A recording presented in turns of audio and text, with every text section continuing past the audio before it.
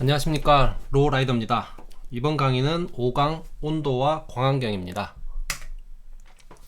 이번 강의에서 볼 것은 온도가 작물에 미치는 영향, 온도가 작물에 미치는 영향,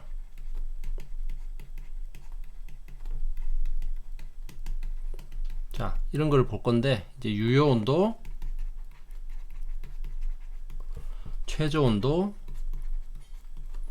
최적 온도, 최고 온도, 그리고 적산 온도, 유효 적산 온도,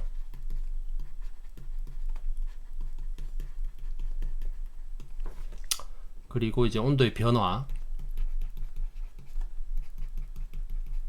온도의 변화는 계절적 변화가 있고요, 일변화가 있습니다. 이런 변화들이 작물에 미치는 영향,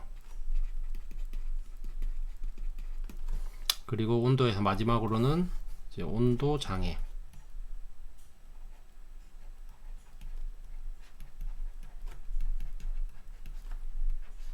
고온 장애가 있고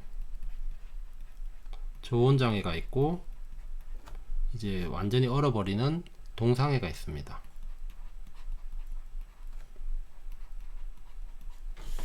온도에 대해서는 이렇게 볼 것이고, 그리고 광환경. 자, 광환경을 보면 우선적으로 또 얘기하겠죠. 광합성.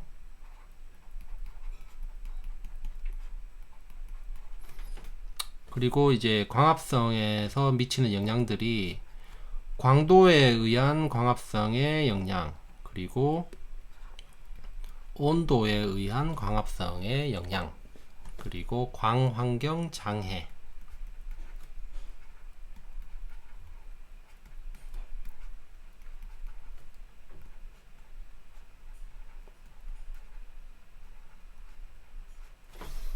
네, 이번 강의는 이 정도로 하면 마무리가 될 것 같습니다. 자, 우선 온도와 작물의 생리입니다. 온도는 작물의 광합성이나 호흡이나 수분 흡수, 양분 흡수, 증산, 동화물질의 전류 등에 영향을 미치게 됩니다. 이런 작물 생리 전반에 영향을 주게 되고, 작물마다 어떤 생리 작용에 따라서 작물마다 최저 온도는 다 다르게 됩니다. 일반적으로는 25도 안팎의 온도가 좋은 조건이라고 보시면 됩니다. 자, 온도와 작물의 생리. 유효 온도와 주요 온도라고 하는데요. 유효 온도라는 것은 작물이 생육 가능한 범위의 온도를 얘기합니다. 자, 생육 가능한 온도의 미니멈이 기본 온도라고 하고, 맥시멈을 유효 고온 한계 온도라고 합니다. 기본 온도는 작물 생육이 최저 온도세, 그러니까 생육을 할 수 있는 최저의 한계를 얘기합니다. 생육을 멈추지만 죽지 않는 온도를 기본 온도라고 하고요, 최저 온도라고도 하고, 그리고 유효 고온 한계 온도라는 것은 마찬가지로 작물 생육의 고온의 한계입니다. 어떤 온도 이상 올라가면 생육이 정지되는 온도, 즉 유효 온도는 기본 온도와 유효 고온 한계 온도 사이의 온도를 유효 온도라고 합니다.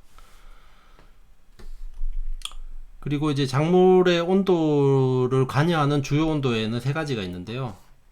최저 온도는 생육이 가능한 낮은 온도, 최적 온도는 가장 잘 자랄 수 있는 온도, 최고 온도는 생육이 가능한 가장 높은 온도. 이런 것들은 작물마다 조금씩 상이한데 다음 페이지에서 보시죠. 자, 참고로 이제 주요 작물의 주요 온도입니다.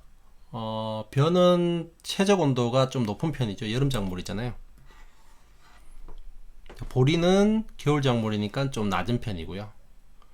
이렇듯 이제 각 작물마다 최적 온도와 최저 온도, 최고 온도가 이렇게 각각 다르게 되어 있습니다.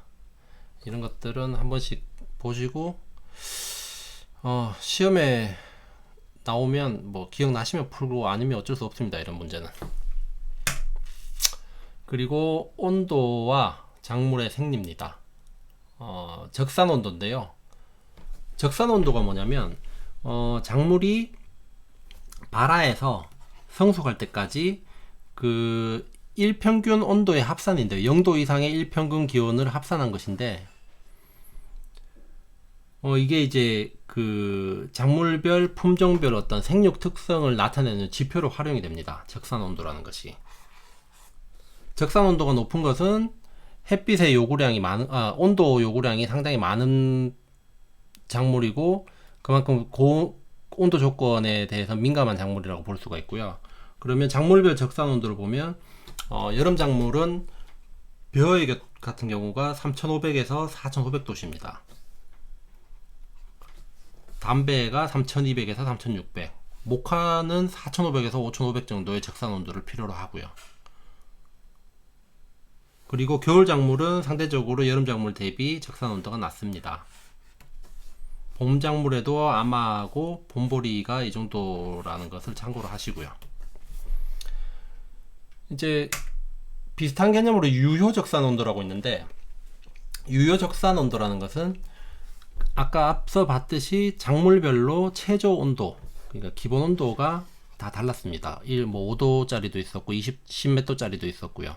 그러면 그 최저 온도, 일평균 적산 온도라는 것은 0도 이상의 일평균 기온을 누적해서 합산한 온도인데, 유효 적산 온도라는 것은 그 최저 일평균 기온, 최고 기온의 최저 기온을 2로 나누면 일평균 기온이잖아요. 일평균 기온에서 최저 온도를 빼고 그거를 생육 기간 내내 합산한 값이 유효 적산 온도라고 합니다. 자, 기본 온도는 다 다른데, 이제 월동 작물하고 과수는 일반적으로 한 5도씨 정도가 최저 온도고, 여름 작물은 10도씨 정도가 최저 온도입니다. 이제 유효 적산 온도와 적산 온도의 차이는 이렇게 기본 온도를 빼주느냐 안 빼주느냐로 구분할 수 있습니다.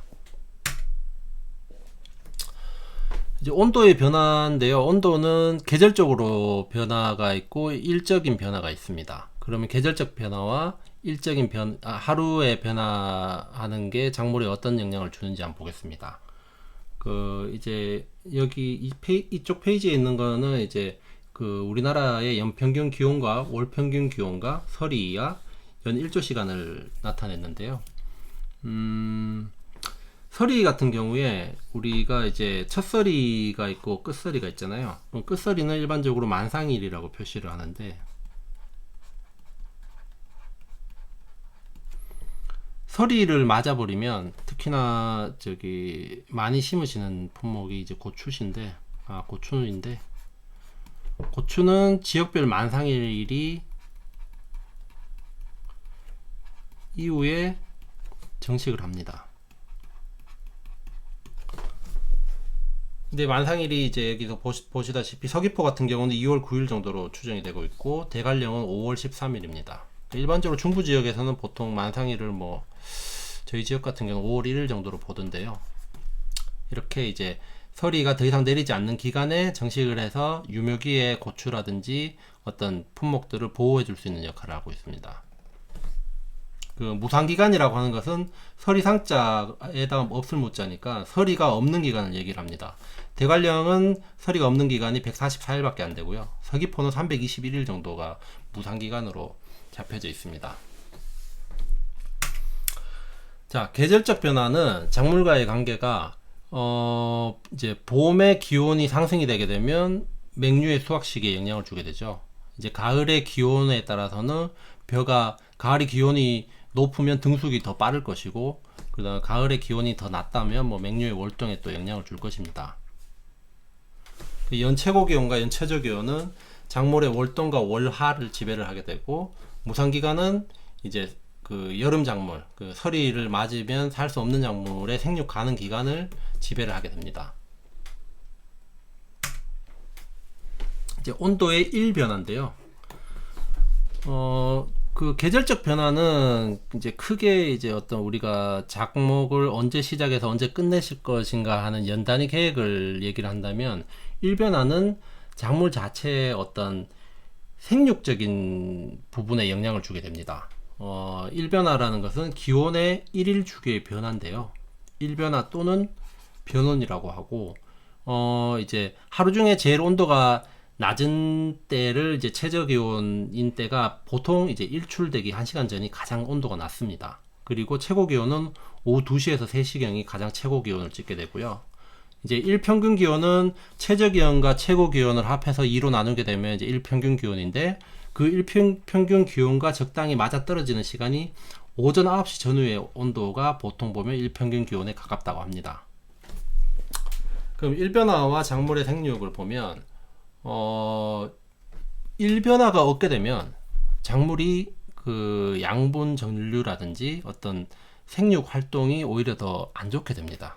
예를 들면 과실이라든지 과체류라든지 이런 작물들이 더 당도가 올라간다거나 더 빨리 여물기 위해서는 일변화가 필수적으로 필요합니다. 온도 변화가 어느 정도의 이상의 온도 변화가 있어줘야 그 과실의 당도가 더 올라간다고 되어 있습니다.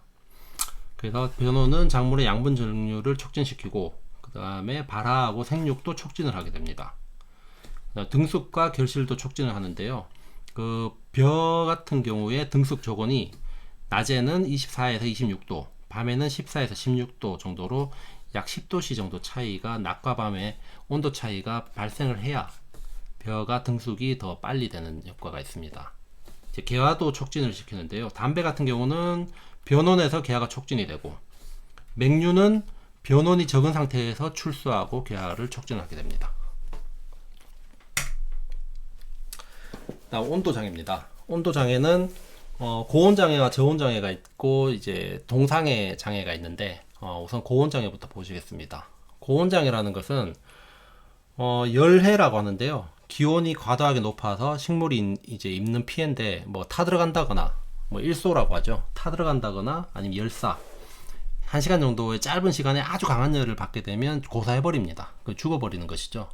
그리고 하고현상이라고 하는데요. 하고현상은 주로 이제 단연생 북방형 목초에서 주로 발생을 하는데, 식물이 여름 하자의 고사할 고자입니다. 식물이 한여름에 고온에서 생장이 현저하게 감소하거나 정지하거나 심한 경우 고사하는 현상을 하고현상이라고 합니다. 이제 그 일반적으로 이제 그 북방형 목초는 그 기온이 높은 곳에서 생육이 잘 안 되는데, 그 북방형 목초에서 이 여름에 아주 고온기를 맞게 되면 이제 이런 하고 현상이 나타납니다. 하고 여름 하자에 고사할 고자라고 해서 하고 현상이 이렇다고 이제 이해만 하시면 될 것 같습니다. 그 다음 저온장애인데요. 그 냉해하고 동상해하고는 좀 차이를 두셔야 됩니다.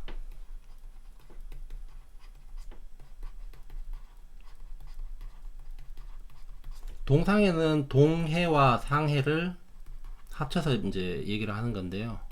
어찌됐건 동해와 상해는 작물이 얼어서, 앞선 수분 강의에 식물체는 약 80% 가량이 물로 이루어졌다고 했잖아요.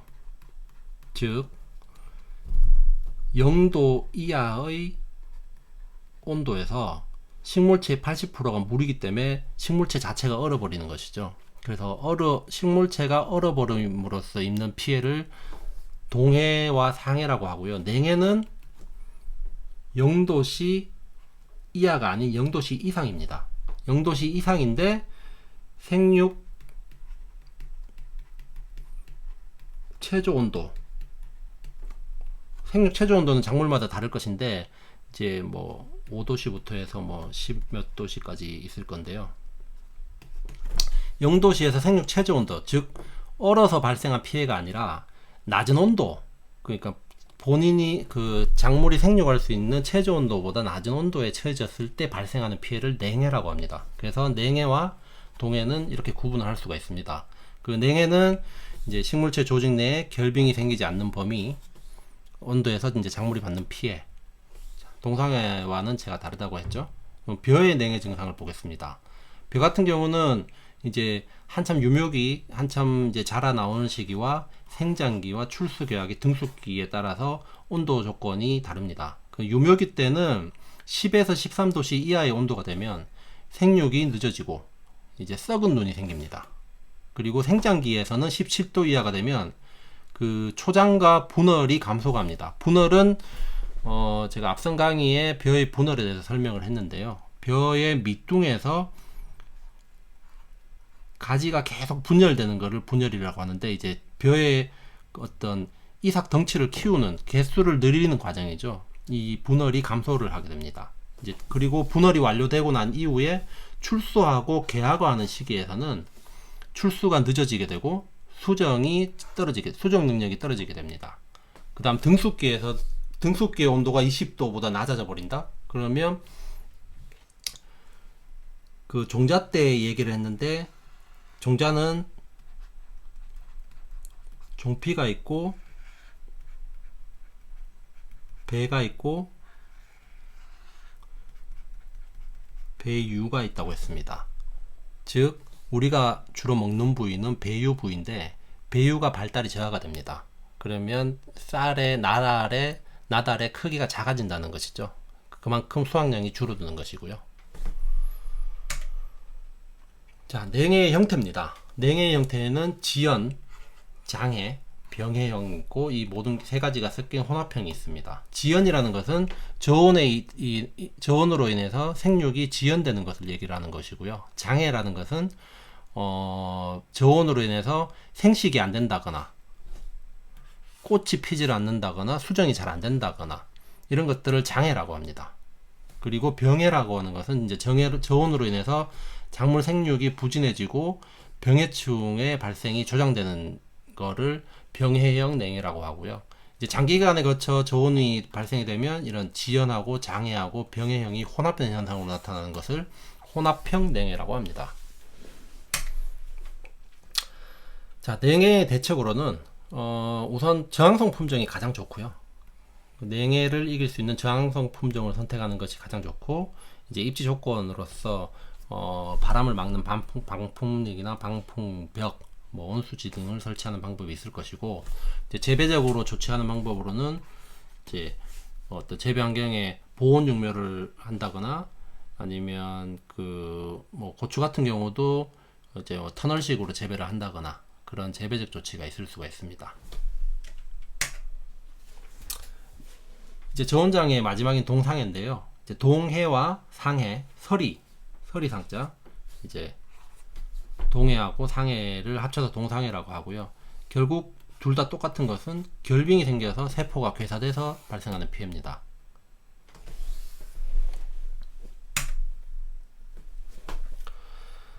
자, 작물의 동사 온도입니다. 작물별로 다른데요. 일반적으로는 동해의 온도는 0도씨보다 낮은 영하 온도를 얘기를 하는데, 우리가 겨울철 보면 보리나 밀이나 시금치는 거의 영하 17도 정도가 동해 온도입니다. 생각보다 견디는 온도가 낮습니다. 그리고 지금 종자를 보시면요, 영하 250도에서 6시간 이상 노출이 돼야지만 동해를 입습니다. 즉 저희가 종자 시간대 공부를 한 내용이잖아요. 작물이나 식물이 종족 번식을 위해서 본인의 생육 형태로서는 동해라든지 어떤 이렇게 극박한 조건에서 견딜 수가 없기 때문에 종자의 형태로서 번식을 한다고 했습니다. 즉 종자의 견디는 온도는 엄청 낮은 온도에서도 견딜 수가 있는 것입니다. 자, 동상의 대책으로는 재배적 대책도 있고 응급 대책도 있는데요. 요거는 한번 그냥 읽어 보시면 될 것 같습니다. 자, 이제 광환경입니다. 앞에서 온도 환경을 봤고요. 이제 광환경인데, 광이 작물에 하는 역할입니다. 이제 기본적으로 광합성이겠죠.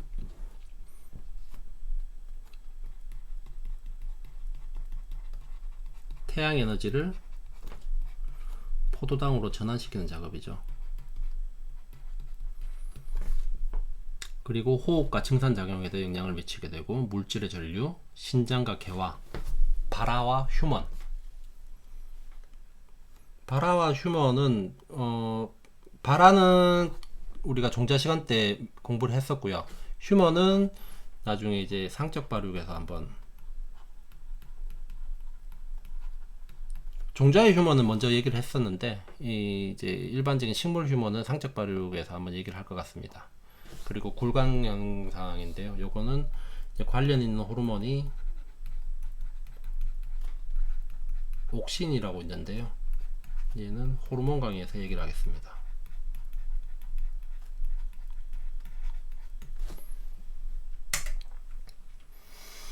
자, 또 광합성 얘기인데요. 자, 광합성. 광이 물과 이산화탄소를 이용을 해서 포도당을 생성을 하고, 그 부산물로서 산소와 물을 잎의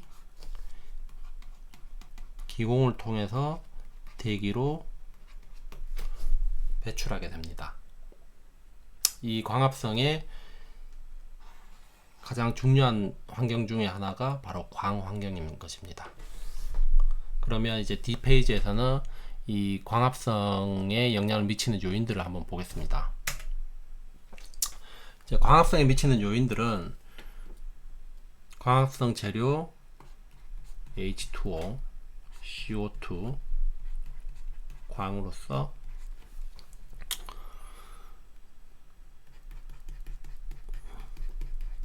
포도당, 물, 산소 이렇게 배출을 하는데, 이제 외적인 환경이 바로 광과 이산화탄소의 농도가 될 것이고요. 그리고 온도도 광합성의 온도 조건이 높으냐 낮으냐에 따라서 광합성이 더 활발하게 되느냐 더 더디게 되느냐를 온도 환경에 의해서 결정이 되게 되고, 내적 환경으로서는 이제 유전적 요인이 있을 것이고요. 광합성을 잘하는 품종인지 품목인지, 그리고 엽록소 함량이 높은지 낮은지에 따라서 광합성이 더 잘 되느냐 마느냐, 그리고 함수량, 물이 얼만큼 충분히 공급될 수 있느냐에 따라서 내적 요인으로서 광합성에 영향을 미치게 됩니다. 자, 광합성에 미치는 외적 요인 중에 광도입니다. 광도에서 보면, 자, 이 표를 일단 한번 보시면요. X축이 빛의 색이고 Y축이 CO2의 흡수량을 얘기를 하고 있습니다. 자, 빛이 0인 시점에서 점점 밝아지고 있습니다. 빛이 뭐 밝아진다는 표현보다는 세지고 있다고 얘기를 하는 게 나겠습니다. 빛이 점점 세지고 있는 상황에서, 자, 빛이 어느 정도까지의 세기가 되기 전까지는 광합성이 활발히 되지가 않고 CO2를 방출하는, 즉 요 아래 공간은 호흡을 하는 영역입니다.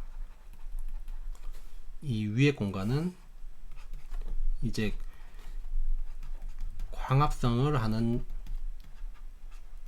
양입니다. 즉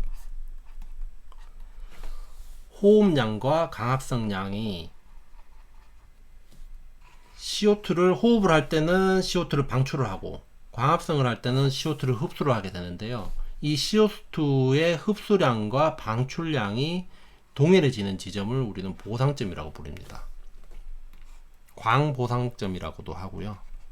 즉 이산화탄소의 흡수량과 방출량이 같아지는 지점을 보상점이라고 합니다. 자, 빨간색 그래프는 양지식물이고 녹색 그래프는 음지식물입니다. 음지식물은 빛이 빛이 더 세지게 되더라도 이 포화점, 이제 그 광포화점부터 설명을 먼저 드리자면, 광도가 증가를 하면 광합성 양은 점점 늘게 되는데, 어느 정도 세기만큼 증가를 하여도 더 이상 광합성 양이 늘지 않는 점을 광포화점이라고 합니다.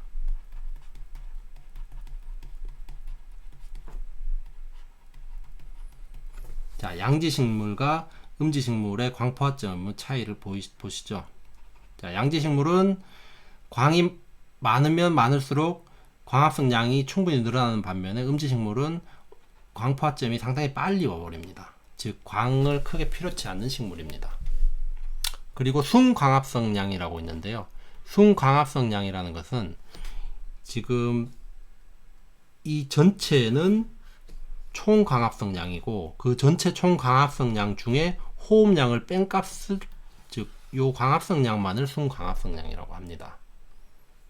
자, 이게 바로 광도, 빛의 세기와 광합성의 관계를 그래프로 나타낸 것입니다. 자, 다음은 온도와 광합성의 관계를 한번 보겠습니다. 온도가 약한 빛이고 약한 빛과 강한 빛을 구분해서 그래프로 나타냈는데요. 약한 빛에서는 온도가 올라가도 광합성 속도가 증가되는 부분이 아주 미미합니다. 크게 영향이 없습니다. 근데 빛이 아주 좋을 때, 즉 광합성 환경이 좋은 조건에서는 온도도 광합성량에 비례를 하게 됩니다. 빛이 아무리 좋아도 온도가 낮은 온도에서는 광합성 속도가 그렇게 활발하지가 않습니다. 즉 가장 활발한 온도는 약 35도 안팎인데요. 자, 점점 온도가 높아짐으로써 광합성 속도도 점점 올라가는데, 이게 그래프적으로는 보통 10도 상승할 때마다 광합성량은 2배가 증가가 된다고 합니다. 근데 이제 이 그래프로 보면 꺾이는 지점이 있죠. 이 꺾이는 지점을 또 포화점이라고 하는데요. 그게 바로 광포화점이라고 보시면 됩니다. 광포화점이 아니고 그 광합성 온도 포화점이라고 보시면 됩니다. 이제 이 생육 최고 온도보다 더 높아져 버리면 그 작물들은 광합성을 멈추고 호흡에만 집중을 하게 됩니다. 즉 에너지를 광합성을 하는 단계에서는 에너지를 축적을 하는데, 이 최고 온도보다 높아져 버리면 호흡을 하면서 에너지를 사용을 합니다.